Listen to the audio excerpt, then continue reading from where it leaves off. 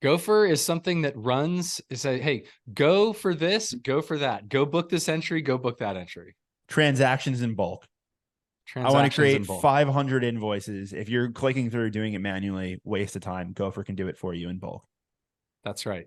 When did you first build it? So this is another one that came from a lot of custom utilities, but the first one was for Excel Sports in 2015. And over time, other clients, we started to build similar things. It was custom code for the first 4 or 5. And then within the last 3 years, with the ability to have a web interface that allowed our accountants to set it up in a more uniform way, we started to standardize it so that we could get more Gophers out there to more of our clients and not have to write custom code for each one. Did you ever do it manually?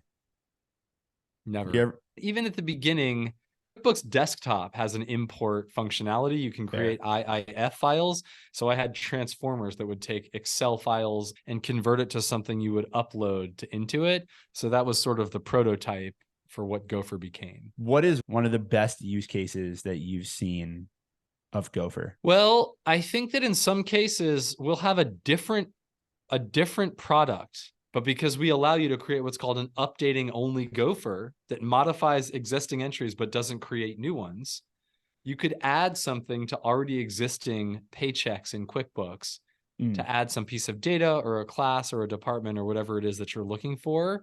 And that's really, really popular for our larger clients. What about in tandem with Wrangler? Great question. We've built seamless end-to-end invoice creation tool that pull data from some kind of operating platform into a spreadsheet with Wrangler. And then a Gopher looks at the same tab on that spreadsheet and pushes it into QuickBooks. No additional formatting required. It's a power tool for power accountants. How would you say the way that we combine Wrangler and Gopher with a Google Sheet as that kind of intermediary interface, how would that compare to someone's experience with like a low code or a no code tool? I think that accountants already know so much formula building tools just to get their work done that to put them on a low code or a no code platform dithers the capability a little bit. I think you lose something that accountants already bring to the table. And that's why we like to preserve the spreadsheet experience and let accountants work where they're already comfortable.